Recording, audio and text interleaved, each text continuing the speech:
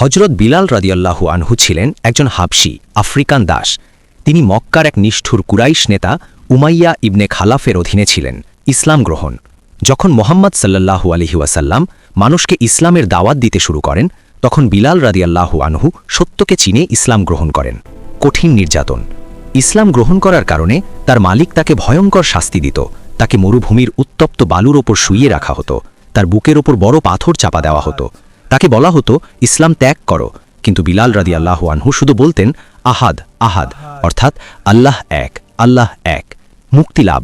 তার এই ঈমান দেখে মহান সাহাবী আবু বকর আল সিদ্দিক রাদিয়াল্লাহু আনহু তাকে কিনে মুক্ত করে দেন। প্রথম মুয়াজ্জিন।